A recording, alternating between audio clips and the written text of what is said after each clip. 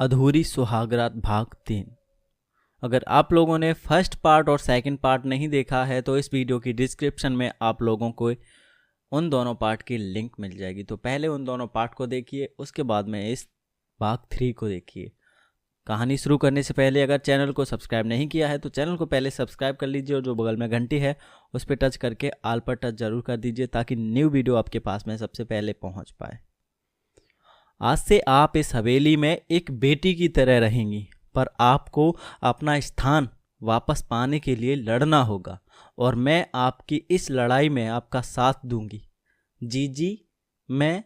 हाँ वसु, आगे जो मैं बताऊंगी वो आप करेंगी। अभी तो ये रोना बंद करिए और थोड़ा सा श्रृंगार कर कुछ खा लीजिए।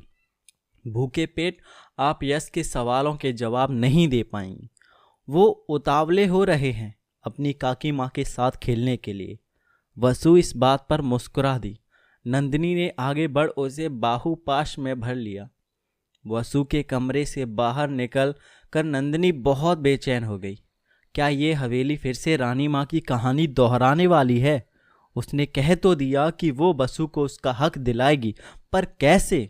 बड़े कुंवर को खबर भी हो गई तो दोनों भाइयों के बीच तलवारें खिंच जाएंगी।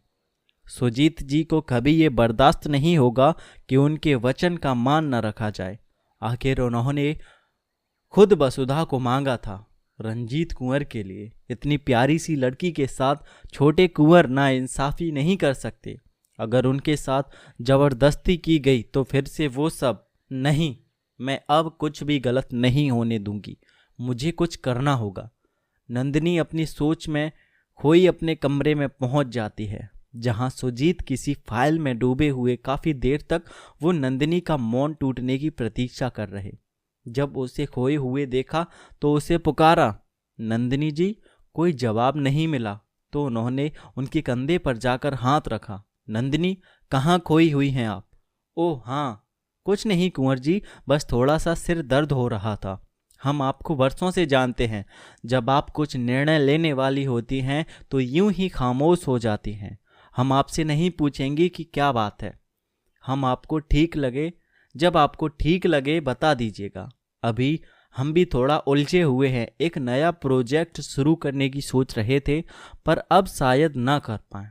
क्यों कुंवर जी, क्या हुआ? कोई कानूनी दिक्कत?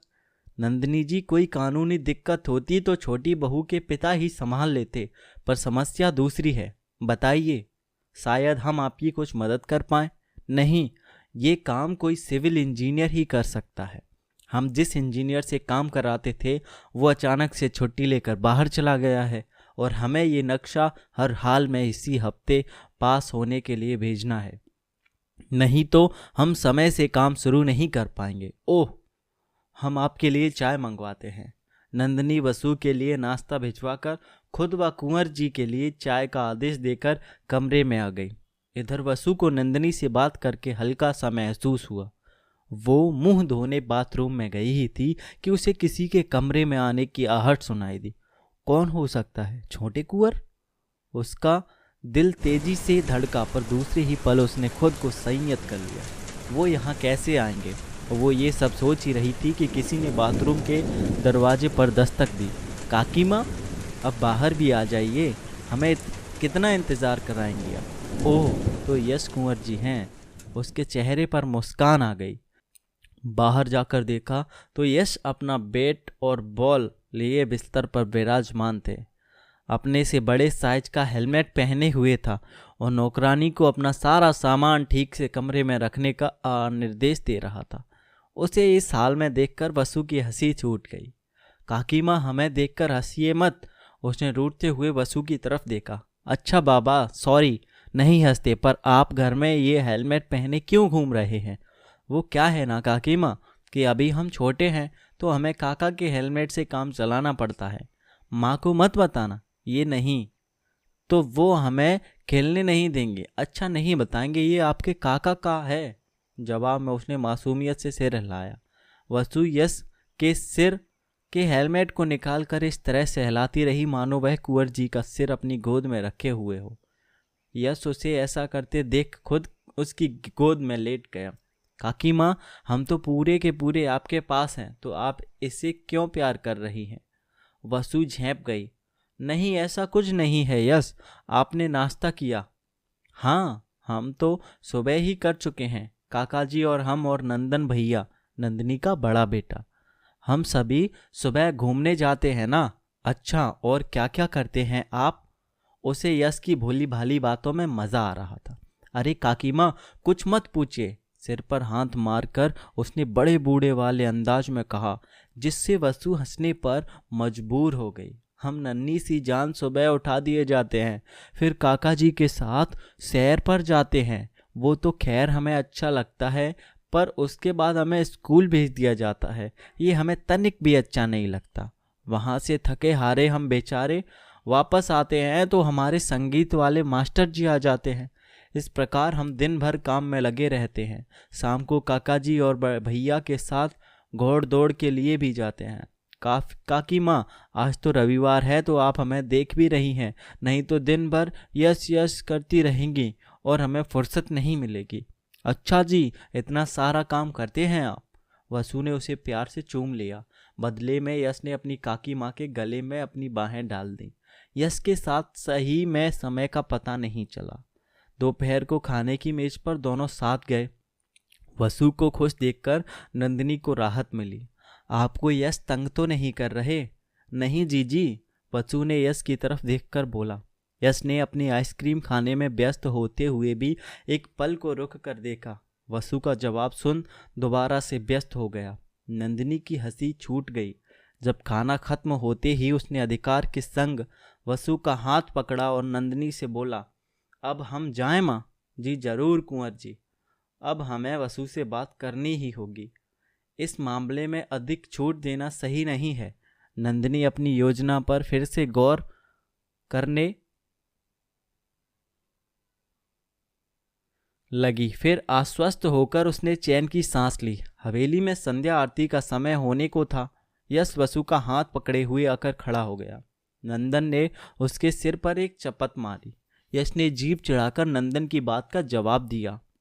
क्या बात है, आज यश इतना कूल? काकी माँ, आपने इस पर क्या जादू कर दिया? कोई और दिन होता तो ये अभी तक मुझे दौड़ा देता। नंदन ने वसु से पूछा। कुछ नहीं, यश तो है ही समझदार। वसु ने यश के गाल खींचकर प्यार से उसकी तरफ देखा। देख लो काकी माँ कितनी समझदार हैं, एक ही दिन में हमें समझ गईं, और आप सब हैं कि हमें सीरियसली ही नहीं लेते। इस चुहलबाजी में वसु ये भूल गई कि पीछे कुंवर रंजीत खड़े ये सब सुन रहे थे। नंदिनी ने आरती का थाल वसु की तरफ बढ़ा दिया। उसने अपने बेहद मीठे स्वर में कृष्ण आरती गाकर आरती की। छोटी बहू, सबको आरती और प्रसाद दे दीजिए। जी जी जी।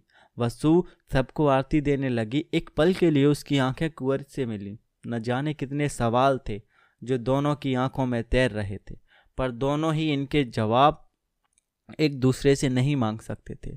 आज दूसरा दिन था जब कुंवर रंजीत अपने कमरे को छोड़कर गेस्ट रूम में रुके हुए थे।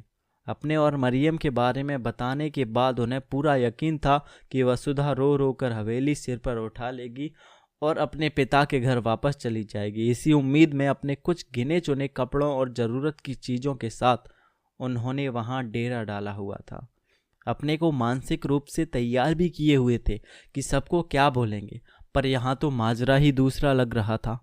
वसु के चेहरे पर उसे कोई शिकायत नहीं दिख रही थी। आखिर चाहती क्या है ये?